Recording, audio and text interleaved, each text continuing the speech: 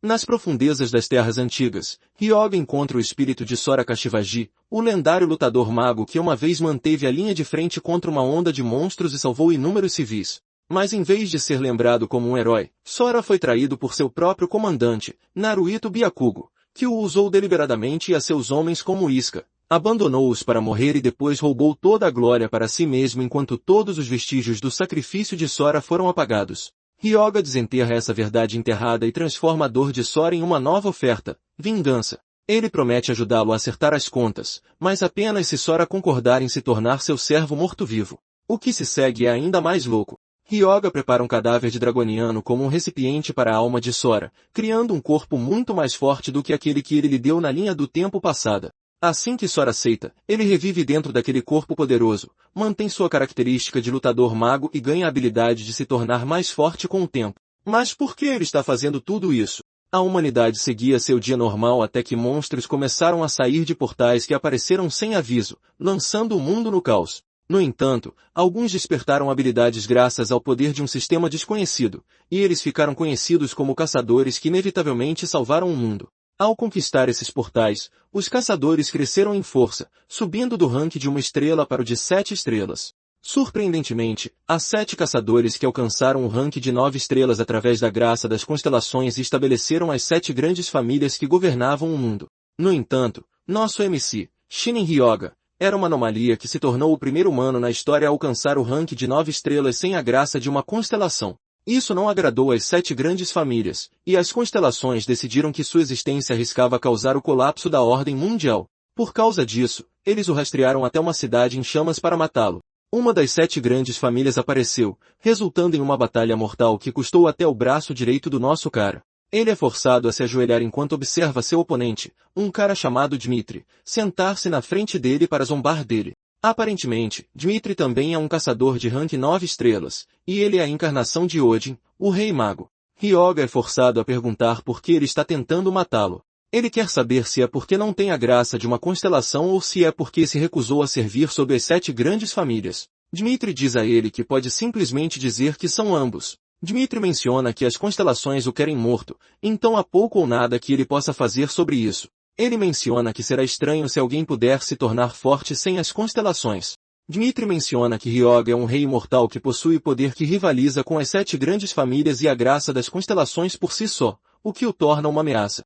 Além disso, Dmitri diz que as 7 grandes famílias já estão ocupadas apenas se controlando umas às outras. Dmitri diz a Ryoga que ele profanou a ordem natural porque é um necromante, e ao manipular os mortos, ele pisoteou a estabilidade do mundo.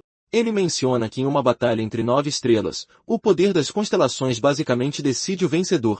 Mas porque ele escolheu um poder maligno, as constelações o abandonaram. Dmitri diz a Ryoga que essa é basicamente a diferença entre eles, mas Ryoga o repreende, dizendo que ele fala muito quando está se escondendo atrás do poder de Odin. Ryoga então diz a Dmitri que estava conversando com ele porque estava ganhando tempo, e que está prestes a mostrar-lhe o que pode fazer. Ryoga então libera uma aura avassaladora para regenerar os ossos dos mortos na área, erguendo todos eles como mortos-vivos. Dmitri zomba dele, dizendo que nunca soube que ele ainda tinha tanto poder dentro de si, e por causa disso, ele vai usar sua magia mais forte contra ele também. Dmitri nem se move de onde está enquanto conjura uma técnica realmente poderosa, chocando Ryoga. Ele percebe que Dmitri está prestes a usar o olho de Odin, e sem dúvida, ele sabe que sua técnica suprema não tem chance contra o poder de Dmitri. Ryoga observa enquanto uma poderosa rajada de magia viaja em sua direção, mas em vez de fazer uma cara assustada, ele sorri porque tem algo que quer tentar. Dmitri fica surpreso que ele está rindo, e ele percebe que há um item estranho na mão de Ryoga. Acontece que é um artefato capaz de interferir com o tempo, e é chamado de Bolso de Cronos. O item detecta o poder de uma constelação e, quando Ryoga ergue o artefato, a rajada o atinge, finalmente impregnando o artefato e cumprindo os requisitos de ativação. Isso ativa imediatamente um processo de regressão. Aparentemente, os requisitos de ativação para o relógio de Bolso de Cronos são que o jogador seja de rank 9 estrelas e que injete no relógio o poder de uma constelação. Como Ryoga não tem o poder de sua própria constelação, ele percebe que terá que pegar emprestado de Dmitri. Dmitri observa horrorizado, perguntando a Ryoga o que ele fez. Ryoga provoca-o, dizendo que o poder de Odin do qual ele se orgulha, ele vai tomá-lo. Ryoga mostra o dedo do meio para ele, dizendo que vai esmagá-lo e as 7 grandes famílias na próxima vez que se encontrarem. Nesse momento, uma luz brilhante atinge o campo antes que tudo fique em branco. Pouco depois, Ryoga acorda em seu quarto e percebe que está de volta à casa onde costumava morar. Ryoga está furioso que Dmitri tentou matá-lo por um motivo idiota, e ele mal pode esperar para se vingar dele. Acontece que o artefato agora está quebrado porque dois não podem existir em uma única dimensão, e o tempo não pode ser rebobinado novamente a partir do ponto de divergência atual. Ryoga está feliz que o artefato foi ativado mesmo sem o poder da constelação com a qual ele tinha contrato. Aparentemente, ele voltou para 23 anos atrás, pouco depois de deixar o orfanato, e foi no mesmo dia em que o sistema apareceu de repente. Assim como naquela época, o sistema aparece na frente de Ryoga, dizendo-lhe para escolher uma classe adequada para ele, mas o sistema o incentiva a ter em mente suas características e talentos inatos. Quanto à sua característica inata, é conhecida como mente clara, que fornece resistência a todos os ataques mentais. Quanto à sua classe, ele tem a opção de escolher entre ser um artista marcial, um mago ou um sacerdote. Ryoga não se surpreende com isso porque sabe que apenas classes básicas estarão disponíveis em seu nível atual. Antes da regressão, ele realmente escolheu a classe mago, mas decidiu não se apressar desta vez. No entanto, desta vez, Ryoga está determinado a ficar ainda mais forte e garantir que sobreviverá até o fim.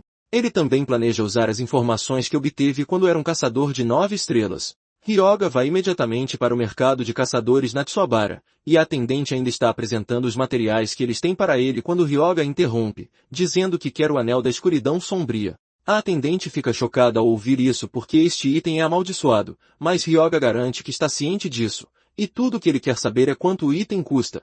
A atendente então diz a ele que eles não serão responsáveis por quaisquer perdas incorridas após a compra, se ele ainda quiser comprá-lo. Ryoga entende por que a atendente está agindo dessa maneira, porque ninguém em sã consciência pagaria 2 milhões por um anel que aplica todos os debuffs imagináveis. Apenas comprar o anel esgotou metade de suas economias de vida.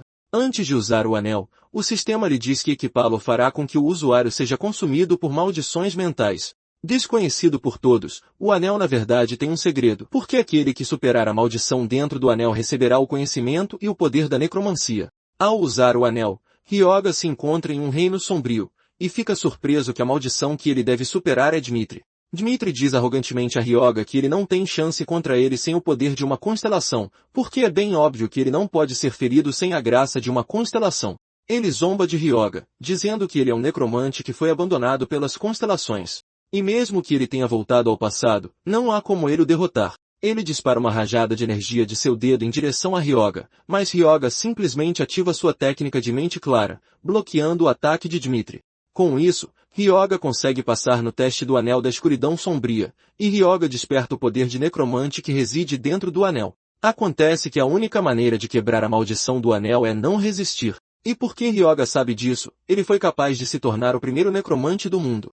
Como não pode enfrentar as 7 grandes famílias sem a graça de uma constelação, ele decide que vai criar uma constelação que o escolha, e esta será o necromante. Já que ele passou no teste, Ryoga agora tem mais uma opção entre as classes para escolher, que é a classe de necromante. Esta é uma classe que usa cadáveres ou almas como um meio para o poder.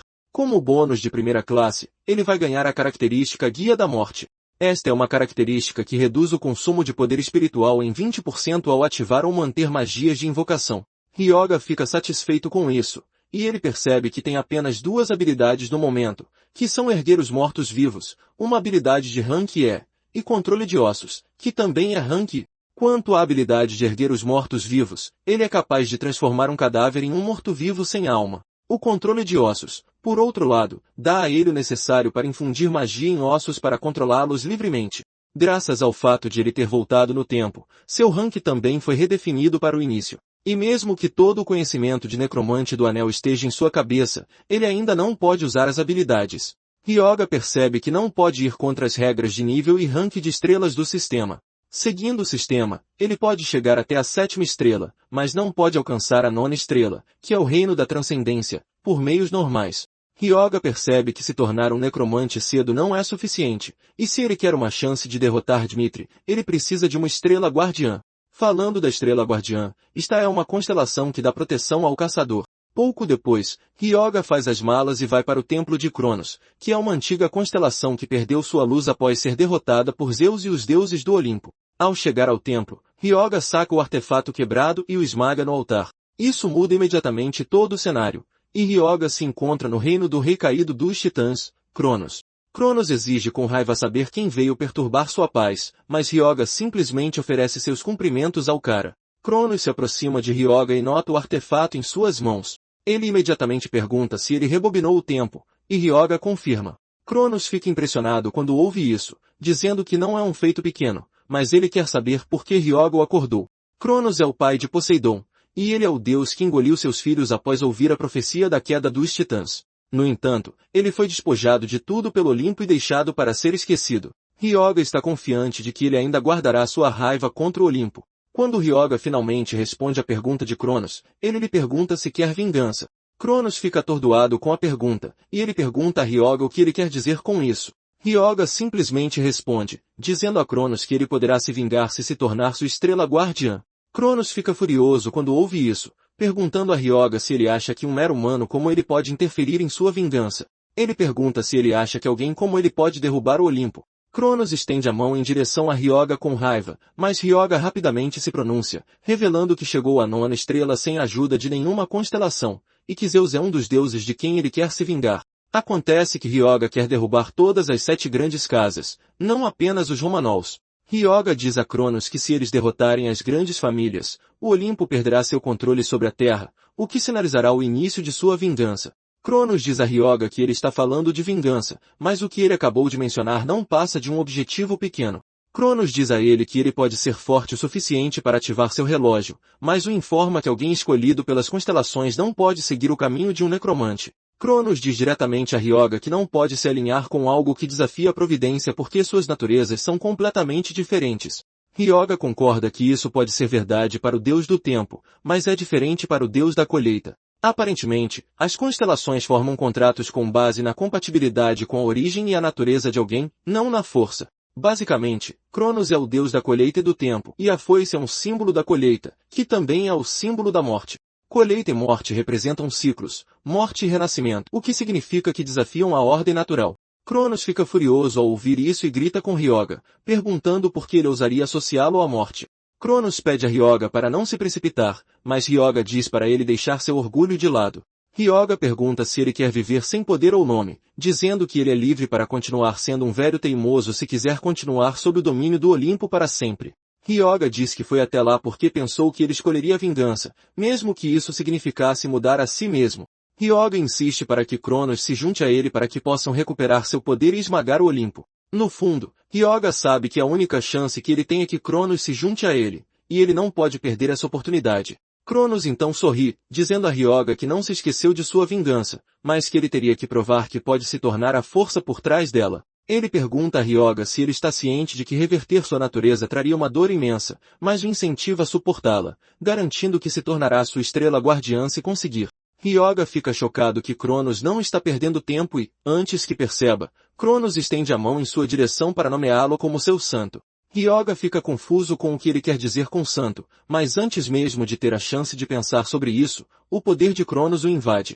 Aparentemente, um santo recebe poder divino como representante de uma constelação. E como ele já possui um elemento sombrio de necromante, Ryoga sente as duas forças se chocando dentro dele. Ryoga está exausto com isso, mas sabe que perderá sua única chance de conseguir uma estrela guardiã se desmaiar.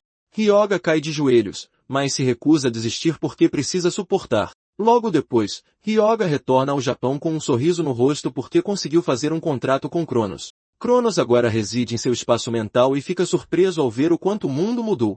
Ryoga fica frustrado com o quanto ele fala, já que Cronos atualmente não tem seguidores, poder ou proteção divina. Cronos pode ter retornado como uma constelação, mas foi forçado ao papel de um ceifador por causa da foice. Ryoga percebe que cabe a ele construir tudo do zero para que Cronos possa recuperar seu poder.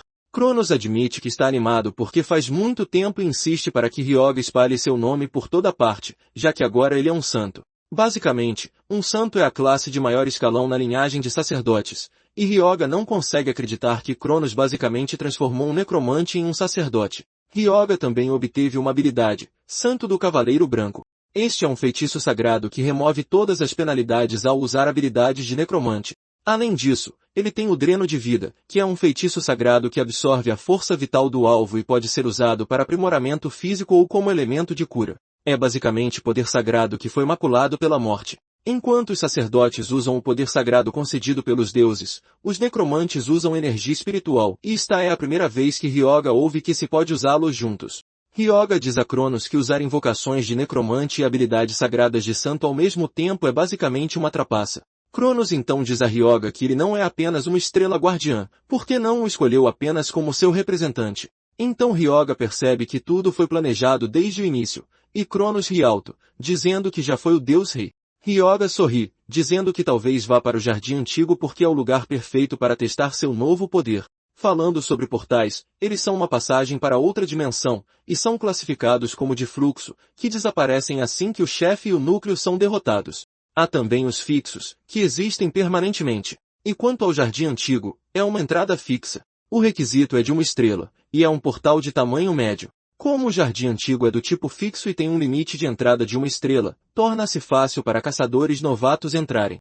Ao chegar à entrada do portal, Ryoga percebe que os outros caçadores estão procurando por um grupo. Embora ele costumasse fazer algo assim, nunca acabava formando uma equipe decente. De repente, Ryoga é abordado por um grupo que quer saber se ele está interessado em se juntar a eles. Ryoga simplesmente recusa o cara, dizendo que está bem. O cara fica envergonhado com isso e pergunta a Ryoga se ele ficará bem sozinho, pois parece ser um caçador novo. Os membros da equipe do cara dizem a ele para não se preocupar com Ryoga, porque foi ele quem recusou a oferta de formar um grupo. Ryoga, por outro lado, está mais do que feliz em ficar sozinho porque vai testar suas novas habilidades. Ao entrar no Jardim Antigo, Ryoga percebe que o ambiente está quieto, e ele sabe que o padrão usual é algo pular sobre ele. Ele nem terminou de dizer isso quando um Goblin se lança em sua direção por trás. Ryoga desvia facilmente do ataque do Goblin, deixando o monstro vulnerável. Ryoga então o agarra pelo pescoço, agradecendo-o por se dar ao trabalho de ser morto. Ryoga ativa seu traço inerente, o Cavaleiro Branco, convertendo assim poder espiritual em poder sagrado.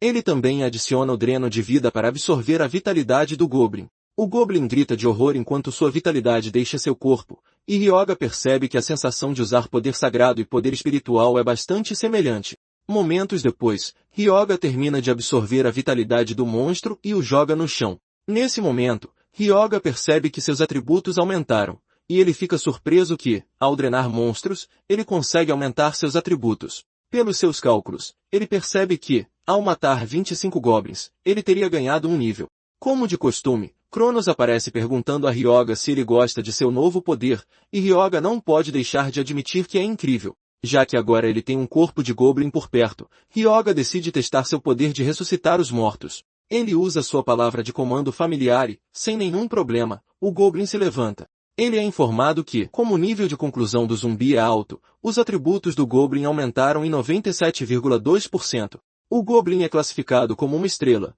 e Ryoga conclui que ele pode ajudar a fazer o trabalho de uma pessoa no Jardim Antigo. Nesse momento, mais 3 zumbis surgem à distância, e Ryoga decide usá-los como cobaias. Ele solta seu Goblin zumbi no trio, e ele agarra um dos Goblins. Ele o empurra para o chão enquanto morde seu pescoço. Um dos Goblins ataca o Goblin nas costas, mas para a surpresa deles, isso não afeta o Goblin morto-vivo. Ryoga zomba dos outros Goblins, dizendo que o companheiro deles agora é um morto-vivo e não morrerá mesmo que atinjam seus pontos vitais.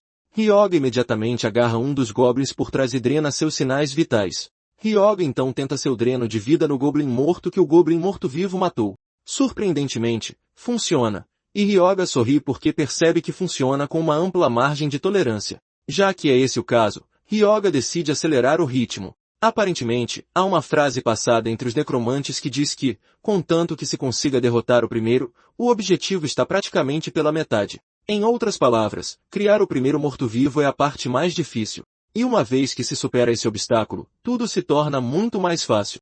Em pouco tempo, Ryoga já tem 4 goblins mortos-vivos em seu exército, e ele os solta nos outros goblins que encontra. Uma batalha feroz se inicia entre eles, e um dos goblins normais crava sua faca em um goblin morto-vivo, e ele entra em pânico ao perceber que isso não faz nada para derrubá-lo. Cronos não está totalmente satisfeito com o andamento da batalha e pergunta a Ryoga se ele vai trazer alguma dignidade à luta. Mas Ryoga diz a ele para se acostumar com o cenário, porque é assim que um necromante luta.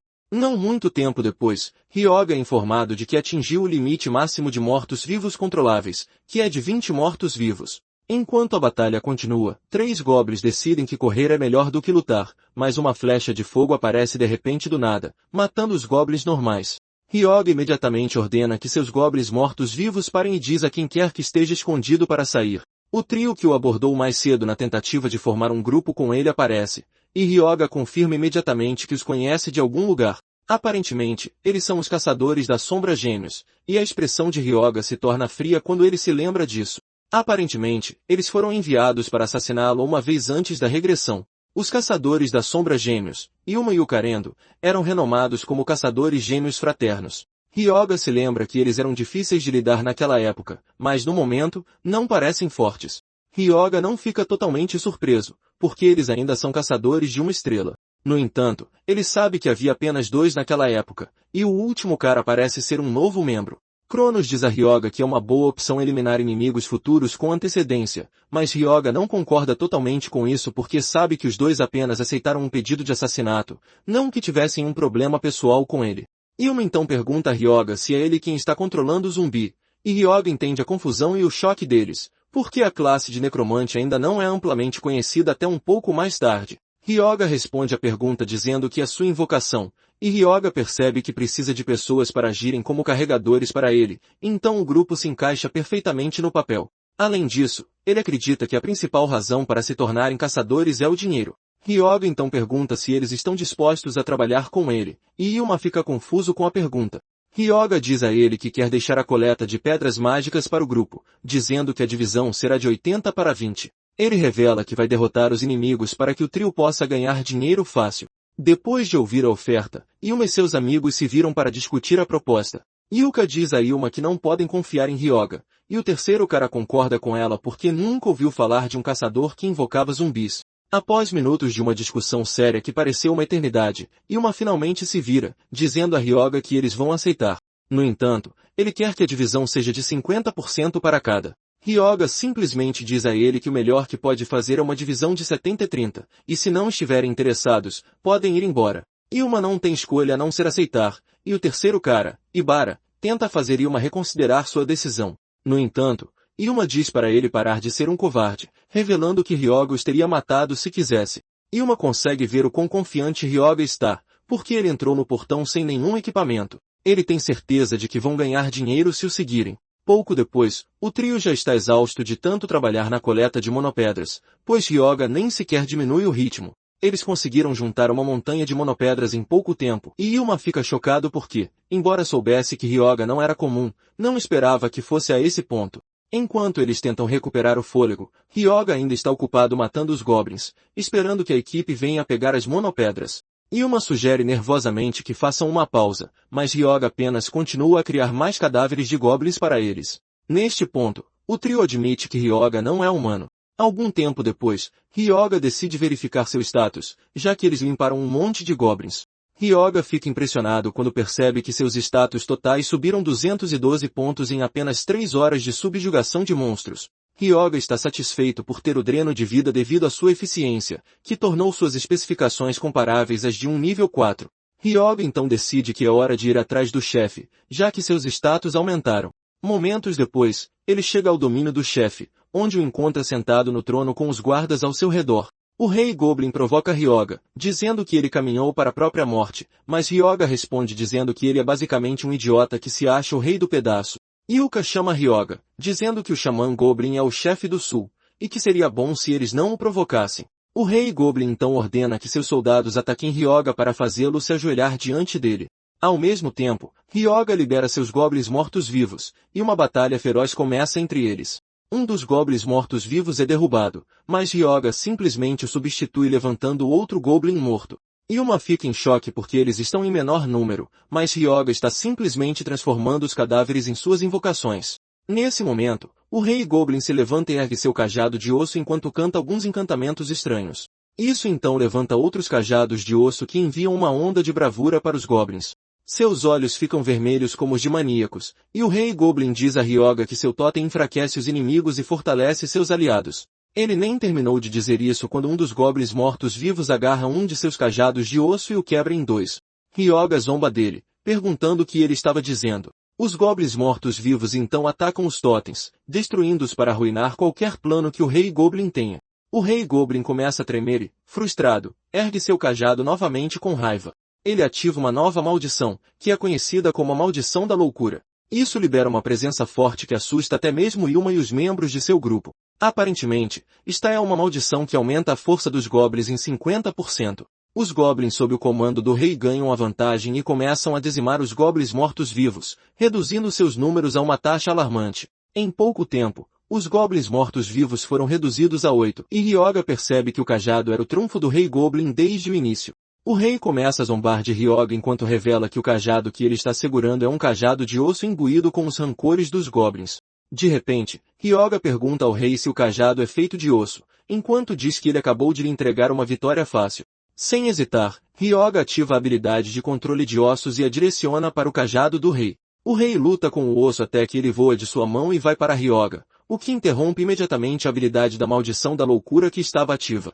Para piorar, os goblins sofrem um recuo, o que diminui seus status em 30%.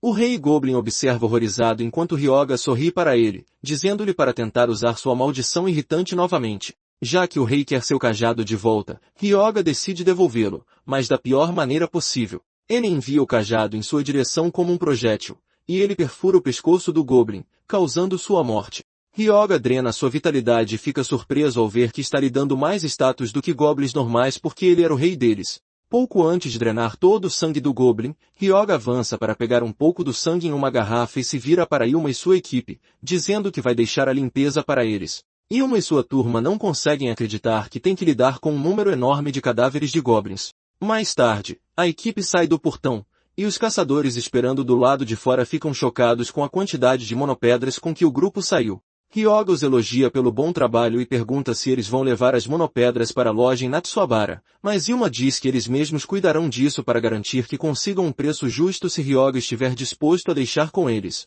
Ryoga os provoca, perguntando se eles esperam que ele simplesmente confie neles assim. E quando ele percebe que o trio já está se sentindo mal, ele rapidamente diz que estava apenas brincando com eles. Ryoga então pergunta quanto eles acham que vão conseguir se vender em tudo, e Yuma diz que pode dar em média cerca de 6 milhões. Ryoga pega o cajado do rei goblin dos saques, e Yuma diz que vai valer muito pouco. Ryoga pergunta por quê, e Yuma revela que as restrições e as opções não são tão atraentes. Aparentemente, o cajado só pode ser equipado por sacerdotes, e equipá-lo concede um poder espiritual imenso. No entanto, ele corrói a mente do usuário. Ele aumenta o poder espiritual, mas, ao mesmo tempo, apenas um sacerdote pode equipá-lo.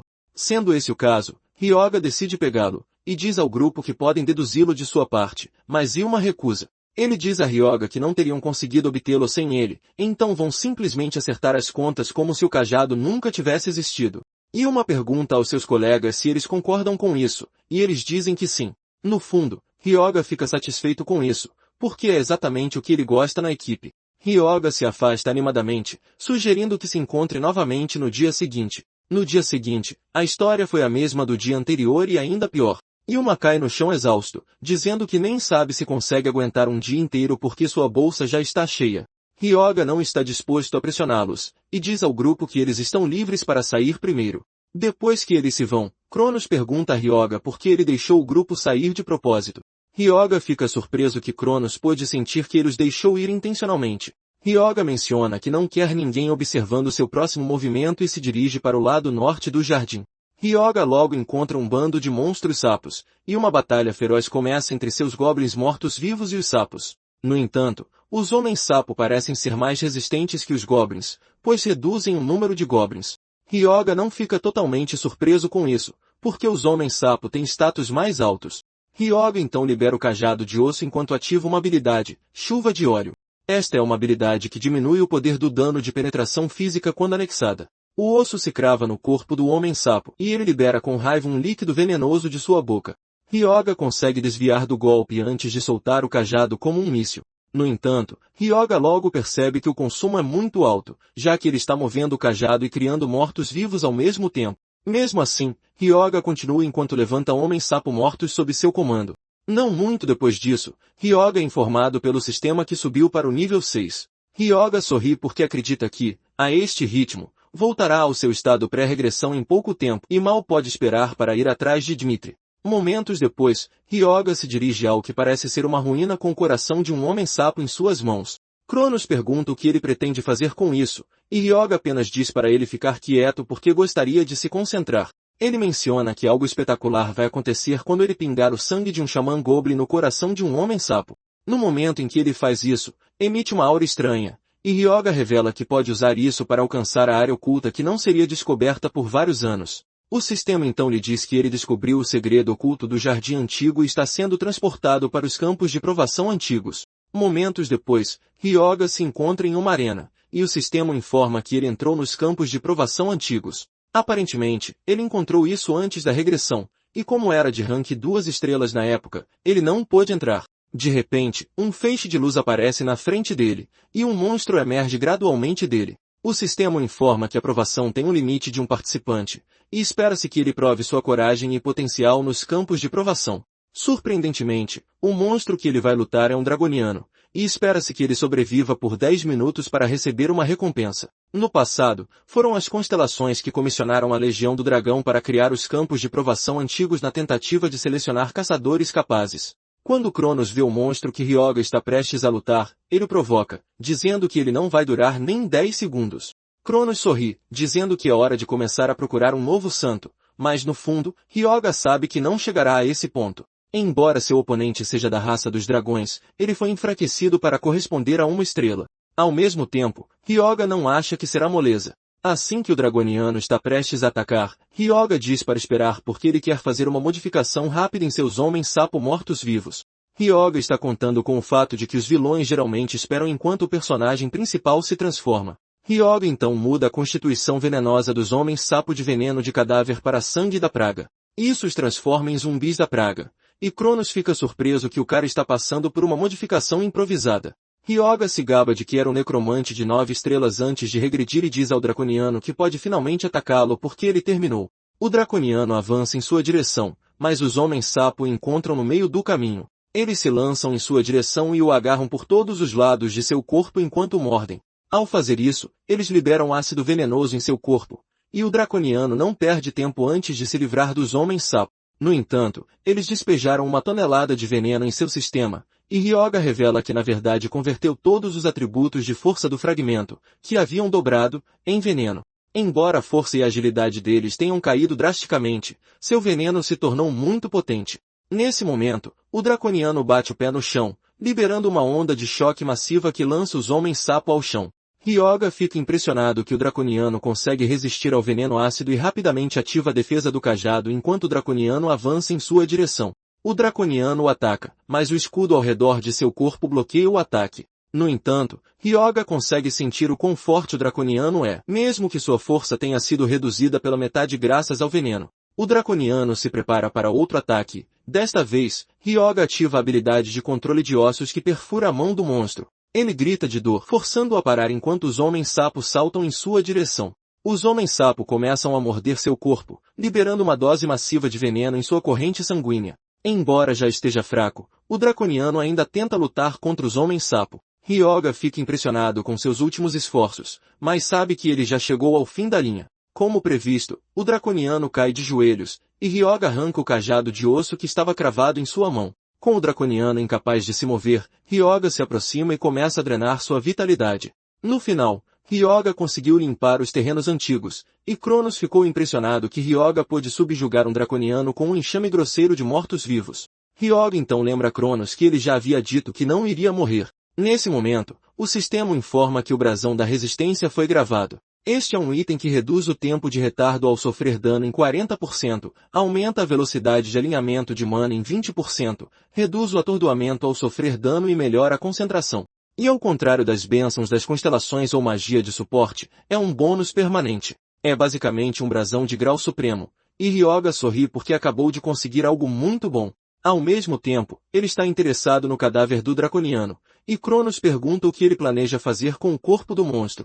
Hyoga armazena o cadáver, dizendo que não vai desperdiçá-lo porque planeja criar um morto-vivo ainda mais forte. No entanto, para fazer isso, ele vai precisar de ferramentas de alquimia, e ele se pergunta se o alquimista que ele conhecia naquela época já abriu sua oficina. Depois de sair da masmorra, ele se dirige à prefeitura de Saitama e fica surpreso que nada mudou, mesmo de antes de sua regressão. Ao chegar na frente do prédio, uma enorme explosão acontece dentro da oficina. Mas Ryoga não se surpreende, pois já sabe o tipo de pessoa que está vindo encontrar. O cara então abre a porta da oficina para deixar o ar entrar, e Ryoga sorri para ele, dizendo que finalmente o encontrou. Aparentemente, este alquimista é quem estabeleceu a primeira fórmula mundial para poções de grau médio produzidas em massa. Ele também se tornou conhecido como o alquimista número 1 do Japão.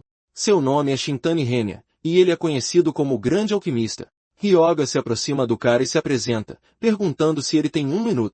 Henya responde que não se importa, mas gostaria de saber quem é Ryoga, pois ele está em frente ao seu laboratório pessoal. Ryoga lhe diz que está ali porque gostaria de usar seu equipamento de alquimia, e isso causa um certo nível de repulsa nele. Ryoga diz ao cara para não ficar totalmente insatisfeito, pois está apenas pegando emprestado, o que resultaria em uma situação vantajosa para ambos. Ryoga diz a Henya que está trabalhando em poções de saúde de grau médio, e Henya fica chocado ao ouvir isso, perguntando a Ryoga como ele sabe disso. Ryoga simplesmente entra em seu laboratório, dizendo que vai ajudá-lo a estabilizar uma poção que está instável.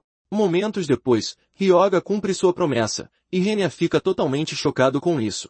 Ryoga entende por que ele está tão surpreso, e isso é porque Henya só descobriria isso anos mais tarde. Ryoga então sugere que ele experimente, e se corta com uma lâmina. Ryoga então derrama a poção sobre o corte, e, para a surpresa de Henya, a ferida cicatriza imediatamente como se nunca tivesse existido. Henya fica impressionado e tenta pegar a poção de Ryoga, mas Ryoga se recusa. Vendo como ele está desesperado, Ryoga pergunta se ele está curioso sobre a fórmula.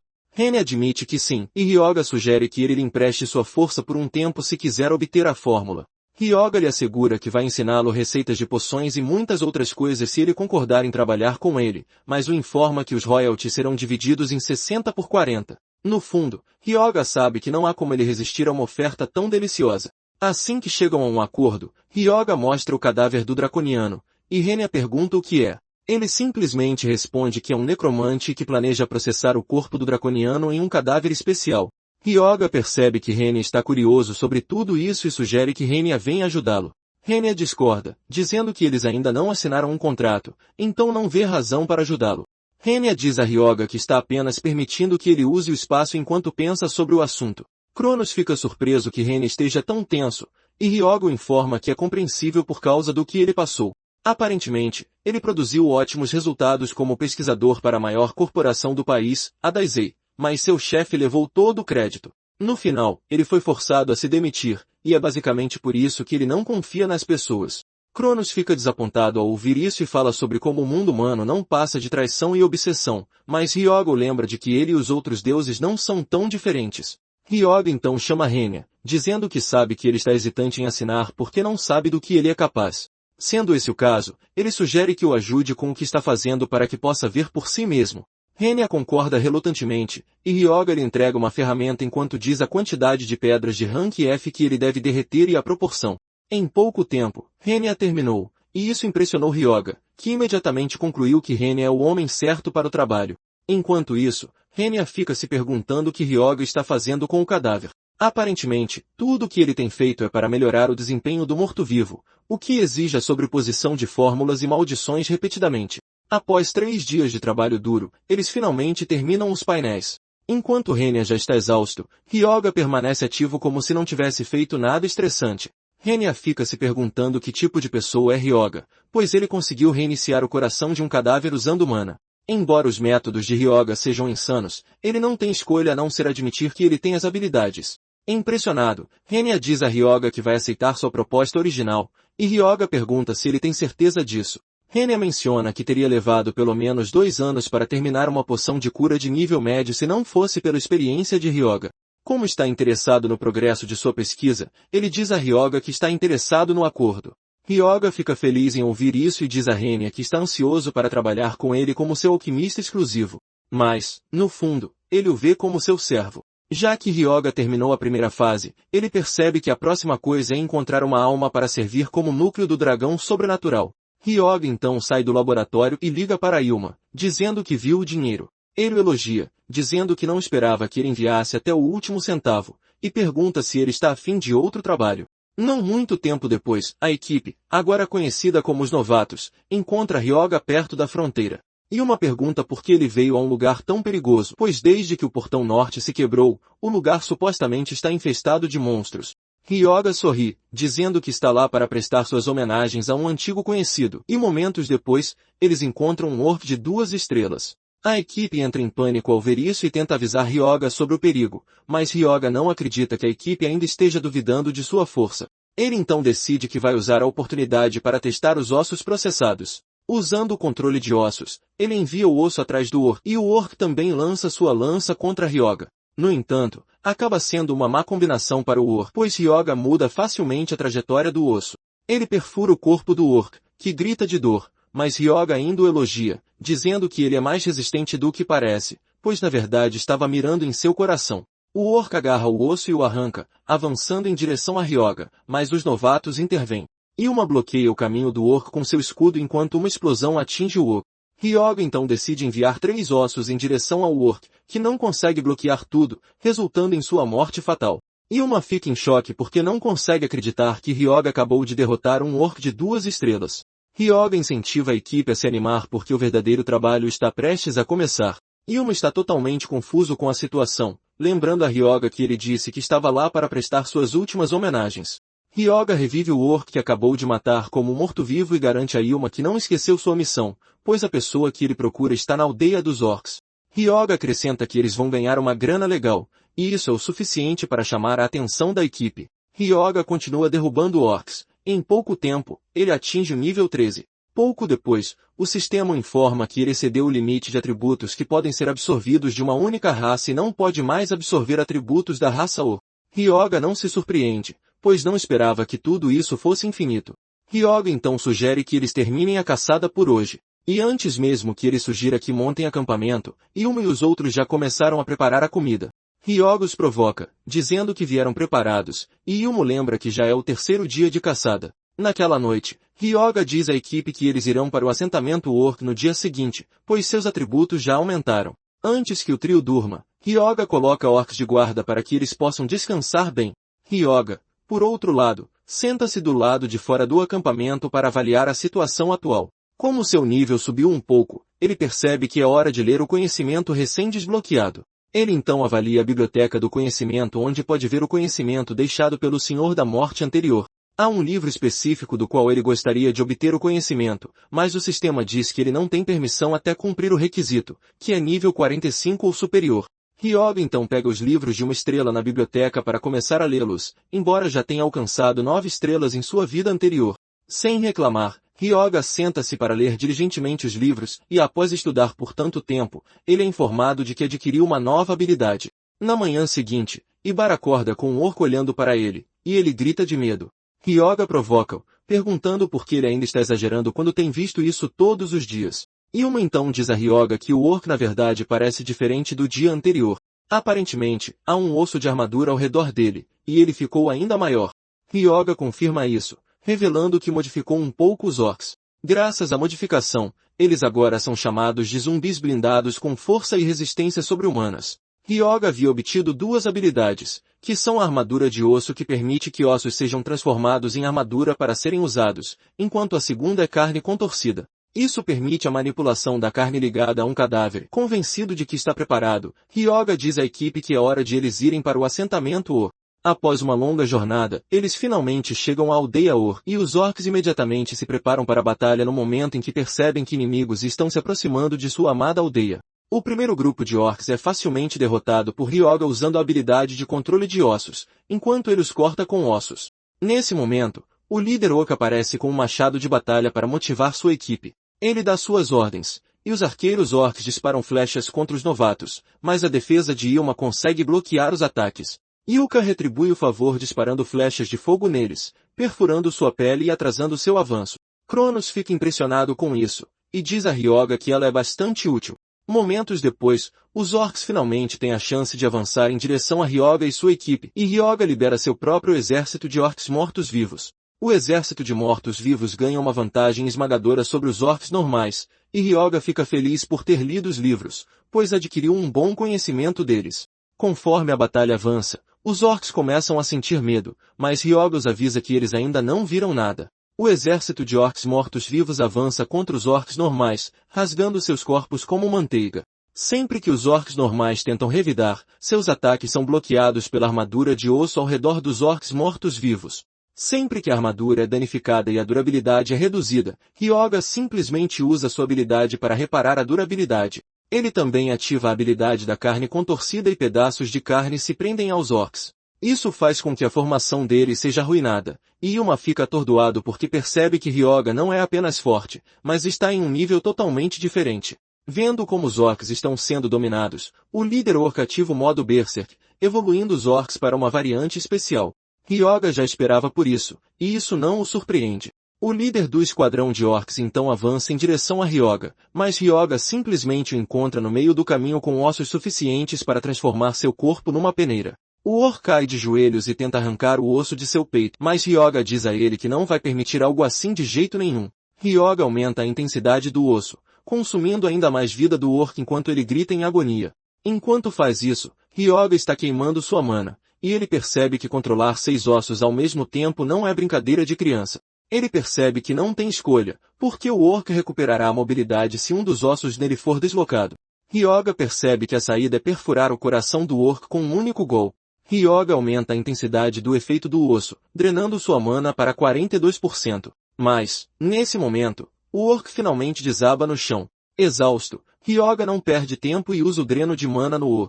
Ele consegue recuperar a mana que perdeu e, no momento em que os outros orcs veem isso, eles se viram na tentativa de fugir. No entanto, Ryoga não vai simplesmente deixá-los escapar, pois ele ativa a habilidade da carne retorcida. A carne que já se prendeu a seus corpos entra em ação imediatamente, mordendo seus corpos e fazendo com que caiam no chão. Isso dá ao exército de orcs mortos-vivos a chance de atacá-los e acabar com eles. Após a batalha, monopedras verdes começam a emergir dos corpos dos orcs, e Yuma fala sobre o quão curioso está para saber quanto as pedras valerão. Ryoga então revela que o verdadeiro prêmio não são as manapedras, mas o machado de sangue que o líder estava empunhando. Esta é uma arma de rank A com alta durabilidade. Foi forjada com sangue refinado e está imbuída de feitiçaria que amplifica o poder do portador. Sua força aumenta quanto mais sangue absorve. Ryoga sorri enquanto segura o machado, dizendo que limpar a aldeia orc realmente valeu a pena. Ryoga então dá o machado a Yuma, dizendo que está deixando-o com ele. Yuma garante a ele que eles vão se certificar de coletar todas as monopedras para que ele possa descansar um pouco. Em vez de descansar, Ryoga se dirige ao que parece ser uma árvore feia. Ele fala com a árvore, dizendo para ela sair para que possam conversar, mas não obtém resposta. Ryoga não vai aceitar um não como resposta, e ele atinge a árvore com o osso com tanta força que a árvore ganha vida, perguntando a Ryoga o que quer. A árvore se transforma em uma forma humanoide, e Ryoga cumprimenta o cara conhecido como Sora Kashivaji, o mago lutador. Uma aura sombria envolve o cara, e ele pergunta a Ryoga como sabe seu nome. Ryoga responde que não há como ele não saber seu nome, porque ele é o herói que defendeu as linhas de frente 35 anos atrás para impedir que a onda de monstros avançasse para o sul. Acontece que ele realmente o transformou em um morto-vivo antes da regressão. Aparentemente, o Japão conseguiu sobreviver graças a heróis como Sora. Ele era uma potência que se destacou nas linhas de frente durante os primeiros dias do grande cataclismo. Acontece que ele possui talento tanto para artes marciais quanto para magia, o que lhe rendeu o apelido de Mago Lutador. Depois de ouvir os elogios que Ryoga lhe fez, Sora presumiu que seu sacrifício não foi em vão.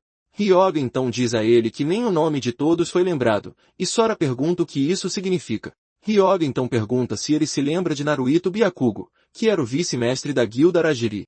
Em uma cena de flashback, Sora foi visto nas linhas de frente com seus homens, e quando percebeu o quão ruim era a situação, ele pediu reforços. Seu comandante era Naruhito, e Sora o informou de que ainda havia civis na área. No entanto, seu chefe o informa que a assistência não pode ser enviada para sua localização, deixando Sora e sua equipe abandonados. Foi quando ele percebeu que eles planejavam usá-los como isca desde o início. Naruhito confirma isso sem remorso, dizendo a Sora que foi graças a ele que a força principal conseguiu passar pelo portão norte sem nenhum problema. Sora também perguntou a Naruhito se ele os enviou para lá intencionalmente, sabendo que eles não abandonariam os civis, e Naruhito disse-lhe com indiferença para não ficar melancólico com a situação. Sora esmaga o rádio com raiva e diz aos membros de sua equipe para protegerem os civis em vez de abandoná-los. Diante da morte, Sora e seus homens cumpriram seus deveres, mas acabaram morrendo. Ryoga então informa que Naruhito acabou se tornando um herói enquanto todos os registros relacionados a Sora foram apagados. Ryoga diz casualmente como é trágico que ele tenha sido o único a morrer, mas outra pessoa saiu com sua glória. Ryoga o provoca dizendo que ele não teria conseguido descansar em paz se fosse com ele. As palavras de Ryoga atingem Sora com tanta força que ele grita com raiva, dizendo-lhe para ir direto ao ponto. Ryoga então diz corajosamente a Sora que o ajudará a se vingar se ele fizer um contrato para se tornar um morto-vivo. Ryoga traz o corpo do dragoniano, dizendo a Sora que já preparou um receptáculo para sua alma. Sora informa a Ryoga que ele nunca havia considerado vingança em seu estado atual, mas se for para fazer o que Ryoga quer, ele tem uma condição. Ele diz a Ryoga que ele é livre para usá-lo da maneira que achar melhor, mas ele não quer ter nada a ver com ferir inocentes. Ryoga se lembra do cara lhe dando a mesma condição exata antes de regredir, o que mostra que ele não mudou. Isso é o esperado de um herói, e Ryoga promete ao cara que fará como ele disse. Com os dois em acordo, Sora entra no corpo do dragão para se tornar o morto-vivo de Ryoga. Aparentemente, antes de sua regressão, ele possuiu a alma de Sora com um cavaleiro esqueleto, e conseguiu evoluí-lo para um cavaleiro do inferno. Mas ele sempre pensou no que aconteceria se tivesse dado a Sora um corpo mais forte desde o início. Cronos está satisfeito com a perspicácia de Ryoga, pois pôde ver que ele fortaleceu o corpo do dragoniano em preparação para algo assim. Ryoga então lê uma informação especial na tela, dizendo-lhe que o morto-vivo que ele acabou de possuir pode crescer. Conforme a alma cresce, ela será capaz de extrair ainda mais poder do cadáver. Ryoga fica impressionado com isso, porque esta é uma característica que Sora não tinha quando ele o colocou no Cavaleiro Esqueleto. Além disso, ele manteve a característica de mago lutador, e Ryoga pergunta a Sora como ele se sente no novo corpo. Sora admite que é meio bom, mas diz a Ryoga que é inferior a quando ele estava vivo. Ao mesmo tempo, Ryoga recebe uma notificação de que o dragão está incompleto, deixando Ryoga pensar no que ele fez que o tornou incompleto. No entanto, ele acredita que é um começo muito melhor do que da última vez. Ryoga então o chama de lacaio, dizendo que é hora de eles partirem. Isso irrita Sora, e ele se recusa a ir porque não gosta da ideia de ser chamado de lacaio. Ryoga pergunta se deveria chamá-lo pelo seu nome antigo, mas ele recusa, dizendo que já o descartou. Ryoga não consegue acreditar no quão irritante o cara é, e ele não se lembra dele sendo assim. Sora começa a pensar em um nome que intimidará os inimigos só de ouvi-lo, mas acha difícil escolher algo. Ryoga então faz algumas sugestões, de Fafnir a Tiamat, mas Sora rejeita todas. Minutos depois, eles ainda estão discutindo sobre como ele deveria ser chamado, e Ryoga só pensa em socá-lo na cara. Depois de tanta discussão, ele finalmente se decide por Fafnir. Quando estão prestes a sair, Fafnir para Ryoga, dizendo que está completamente nu e precisa vestir algo. Ele corre para a cabana ao lado deles e arranca um pedaço de roupa, que amarra na parte inferior do corpo. Fafnir finalmente decide que é hora de partir, e Ryoga fica frustrado com o quão irritante ele é. Mais tarde, eles vão para o laboratório de Renia, e ele fica chocado que Ryoga conseguiu fazer o cadáver se mover. Renia fica tão impressionado com isso que começa a rodear Fafnir, pedindo para estudá-lo. Fafnir pergunta a Ryoga se pode dar um soco na cara do cara porque ele está realmente o assustando, mas Ryoga diz que não, dizendo que Renia é parceiro deles. Yuma e os outros também aparecem, dizendo a Ryoga que vão para Tóquio para organizar os itens que conseguiram, e Ryoga lhes dá o sinal verde. Depois que eles se vão, Ryoga pega o líder Orc porque também tem planos para ele. Renia pergunta o que ele vai fazer, e Ryoga pergunta se ele está curioso, mas Renia diz que não, dizendo que seu braço quase caiu da última vez só de misturar ervas. Antes que ele perceba, já está misturando ervas novamente porque simplesmente não consegue controlar sua curiosidade. Além disso, ele sabe que Ryoga sempre supera suas expectativas, então não há como ele não ficar curioso. Ryoga então começa a trabalhar no cadáver, arrancando a carne do corpo. E depois que ele termina, Renia lhe dá o extrato que acabou de produzir. Ele então derrama o extrato no esqueleto para fortalecê-lo. E depois que ele termina, o esqueleto ganha o status de morto-vivo com 2 escudos. Ryoga percebe que a melhor coisa que pode fazer é transformar o esqueleto em seu guarda-costas. Ryoga diz ao esqueleto que sempre que ele usar a drenagem de vida, ele será o único a protegê-lo. Renia não está totalmente impressionado que eles tenham que trabalhar com o esqueleto, e Ryoga o informa que ossos têm uma enorme vantagem. Ele diz que eles são leves e nem apodrecem sem preparação. Ao contrário dos zumbis, que têm um limite de tempo, o esqueleto permanece como está enquanto continuar a ser abastecido com poder espiritual. Como a drenagem de vida é uma habilidade de curto alcance, ele sempre precisou de um guarda-costas ao ativá-la. Renia fica totalmente impressionado com o fato de que Ryoga não apenas fez um esqueleto, mas até levou em conta sua manutenção. Ryoga então decide dar uma volta e diz a Renia para ficar de olho no esqueleto. Renia surta, Perguntando a Ryoga onde ele vai tão tarde, ele responde que está indo para o panteão. Aparentemente, seu nível subiu, e ele foi contatado para vir e receber um feitiço sagrado. Renya surta ao ouvir isso porque nunca soube que Ryoga era um maldito sacerdote. Ryoga diz ao cara que é um crente devoto, mas Renya discorda, dizendo que não há como isso ser possível, mesmo que o mundo virasse de cabeça para baixo. Ryoga nem consegue discutir com ele, e simplesmente muda de assunto, perguntando se ele concluiu o registro da patente para a poção de cura de nível médio. Renya diz a ele que estará pronto muito em breve, e Ryoga o elogia, dizendo que ele trabalha muito rápido. Renya menciona que a competição só aumentará com o tempo, então ele não pretende ficar para trás. No entanto, o verdadeiro problema é a publicidade, porque a próxima exposição só acontece no ano seguinte. Ryoga então diz a ele para lhe dar algumas amostras, prometendo promovê-las se a oportunidade surgir. Renya agradece, e dá a Ryoga a amostra que ele precisa, e Ryoga garante que o dinheiro fluirá como um rio se a amostra funcionar. Ryoga já está imaginando quão rico ele vai ser quando isso acontecer, e só o pensamento de dinheiro faz parecer um maníaco, deixando Renya em dúvida sobre o fato de que o cara é realmente um sacerdote. Depois disso, Ryoga decide que é hora de ir para o panteão. Isso na verdade surgiu após o grande cataclismo, e a maioria que se reúne lá vem para receber encantamentos sagrados e bênçãos das constelações. Existem até constelações que exigem oferendas de seus seguidores. E ao chegar à entrada do térreo, Ryoga não fica impressionado porque não consegue sentir nenhuma relíquia que irradie divindade. Ao mesmo tempo, ele não espera isso, já que eles não deixariam algo valioso por aí. Momentos depois, Ryoga já está ofegante pelo número de escadas que subiu. Ryoga faz uma piada sobre como as escadas são longas, e Cronos lhe diz como sua língua é afiada. Ryoga não se importa muito porque não acha que será punido por dizer algo assim. Ryoga então pergunta a Cronos a que distância está o topo, e ele lhe diz que está basicamente na metade do caminho. Ryoga diz a Cronos que não vai levar na boa se acabar sendo algo que não vale a pena. Ao chegar ao nível superior, as outras constelações lá começam a mostrar nojo e descontentamento em relação a Ryoga. Depois que eles terminam de mexer com Ryoga, Cronos decide que é a sua vez e se registra no panteão. Depois que ele termina, Ryoga é informado de que adquiriu os encantamentos sagrados, que são a bênção profana e o estado de retribuição. A bênção profana aumenta a energia negativa e impulsiona os atributos do alvo. A estaca da retribuição, por outro lado, tem um monte de coisas chatas sobre receber dano. Cronos provoca Ryoga, dizendo que graciosamente lhe deu as habilidades, e Ryoga admite que são impressionantes. Cronos ri alto, mas nesse momento, o sistema informa a Ryoga que Cronos não tem status divino suficiente porque lhe faltam conquistas e reconhecimento. Sua risada de repente gela quando ele vê isso, e Ryoga não consegue deixar de tirar sarro dele por ter agido de forma tão arrogante antes. No entanto, ele está satisfeito por ter se tornado mais forte. Momentos depois, Ryoga sai do panteão apenas para ser desafiado por um cara grande que pergunta por que ele está saindo do panteão. O cara, Satake Shigeru, parece saber quem é Ryoga. Ryoga pergunta quem ele é, e ele lembra Ryoga que costumava cuidar dele no orfanato. E depois de revelar seu nome, Ryoga se lembra dele como lixo que costumava extorquir as pessoas. Ryoga diz ao cara para não falar com ele como se fossem amigos íntimos, porque ele se lembra de como foi tratado por ele naquela época.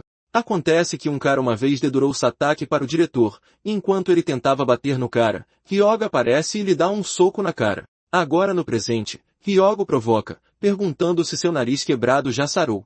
Satake geme de frustração, mas antes de perder a paciência, ele se controla, dizendo que agora é uma pessoa diferente. Satake mostra a Ryoga a insígnia em seu peito, revelando que agora ele se juntou à guilda Aragiri. Satake diz a Ryoga que ele não passa de um caçador de baixo nível porque acabou de sair do panteão. Ele também o incita a não pensar que as coisas acontecerão da mesma forma que da última vez. Ryoga, por outro lado, o provoca, dizendo que ele não parece diferente de como ele se lembra dele. Isso irrita tanto Satake que ele dá um soco em Ryoga, mas alguém segura seu braço, dizendo que eles estão no meio da cidade. Essa pessoa é o líder da equipe de ataque da guilda Aragiri, Jomon Hagu. Satake tenta dizer ao seu chefe como Ryoga é arrogante, e Jomon sugere que eles levem a luta para outro lugar para que possam resolver tudo adequadamente. No fundo, Jomon quer punir Ryoga por arrumar briga com a guilda Aragiri, sabendo quem eles são. Satake ri da ideia de Jomon sugerir que eles resolvam suas desavenças com os punhos, dizendo que Ryoga acabou de se tornar um caçador.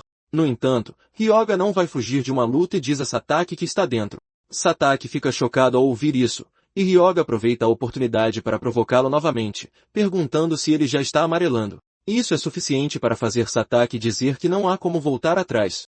Momentos depois, eles chegam ao centro de treinamento da guilda Aragiri. Os dois entram na arena, e Ryoga invoca Fafnir, dizendo a Sataki que ele será o único a lutar, já que é um sacerdote. Sataki não está totalmente preocupado, pois acredita que Ryoga tem uma habilidade de lixo. Além disso, ele tem um colar e anéis que também aumentam seus próprios atributos. Depois de colocar tudo em ordem, a partida é declarada aberta. Sataki nem mesmo fez um movimento quando já está provocando Ryoga, perguntando se ele está com medo. Ryoga não consegue acreditar no quão boca suja Sataki é. E Fafnir também está animado por ter encontrado Aragiri tão cedo. Ele decide que vai testar a força de seu corpo enquanto diz que não tem intenção de se segurar. No entanto, Ryoga diz a ele para não terminar a luta com um só golpe, porque há algo que ele gostaria de testar. Fafnir concorda com isso, embora vá ser bem difícil. Sataki então faz o primeiro movimento, avançando em direção a Fafnir com a lança, mas Fafnir facilmente levanta a perna para desviar do ataque. Sataki libera outra técnica de lança, mas Fafnir ainda desvia. Sataki parte para o ataque novamente com sua agilidade insana. Jomon está impressionado com os movimentos de Sataki, acreditando que a luta terminará mais cedo do que o esperado. Nesse momento, Fafnir casualmente pega a lança de Sataki, provocando, dizendo que um ataque tão inútil não funcionará nele. Sataki luta, mas não consegue arrancar a lança de Fafnir, e Fafnir repreende Sataki, dizendo que ele está atacando sem nem pensar em seu próximo movimento. Fafnir o informa que ele estaria morto se fosse um combate real. Fafnir se prepara para dar um soco na cara do cara, mas de repente se lembra que deveria se segurar. Em vez de socá-lo, ele lhe dá um tapa muito forte no rosto, fazendo Sataki perder o fôlego. Ele cai de joelhos para tentar recuperar o fôlego enquanto se esforça para não gritar como um bebê. Ryoga o provoca, dizendo que ele cresceu um pouco porque não está gritando por minutos como antes. Sataki está furioso com o modo como Ryoga está brincando com ele, e ele avança em direção a Fafnir com sua lança. Mas Fafnir facilmente prende sua lança no chão, estilhaçando o solo. Ele zomba de Sataki, dizendo que seu oponente simplesmente perceberá se ele usar a mesma técnica 2 vezes. Fafnir então quebra seu joelho, e Sataki grita de dor intensa. Fafnir zomba dele, dizendo que a batalha acabou. No momento em que ele está prestes a desferir o golpe final, Jomon interrompe a partida. Ele parece muito irritado, e Ryoga está surpreso que ele interveio para parar mais cedo do que esperava. Jomon então se aproxima para verificar o joelho de Sataki, revelando que teria que chamar um sacerdote. Ryoga lembra Jomon que há um sacerdote logo atrás deles, mas Jomon argumenta que uma cura de uma estrela não pode consertar um osso quebrado. Ryoga garante a Jomon que sabe disso, e Jomon exige saber como ele planeja curar o osso quebrado. Ryoga revela seu plano de usar uma poção de grau médio e mostra a amostra que Renya lhe deu. Sataki está cético porque poções de grau médio custam milhões. Ryoga aproveita a oportunidade para promover a poção, dizendo que há produção em massa de poções de grau médio. Sataki diz que não, enquanto tenta dizer que não receberá ajuda da pessoa que o derrotou. Ryoga insiste para o cara aceitar, pois ele está apenas tentando ajudar. Ryoga já estava pensando em como promoveria a poção e acabará de encontrar a cobaia perfeita.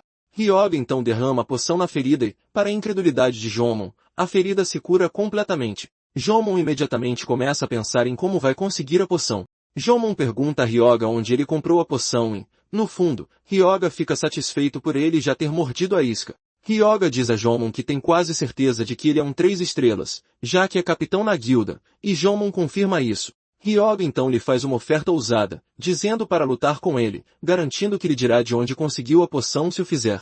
Jomon fica convencido porque Ryoga está disposto a contar-lhe, independentemente do resultado da luta.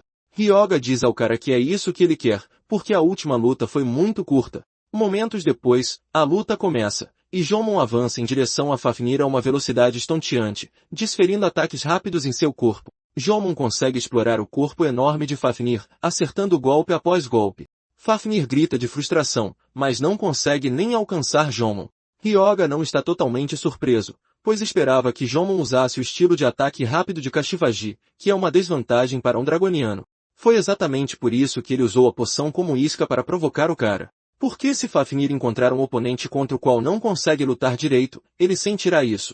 Em vez de ficar frustrado, Fafnir está determinado a se acostumar com este estilo de luta com seu corpo lento. Ryoga elogia sua determinação, dizendo que é por isso que ele é seu braço direito. Já que Fafnir está determinado a vencer, Ryoga decide que seria ruim para ele ficar de fora. Ele então concede a Fafnir a bênção impura, preparando-o para a batalha real.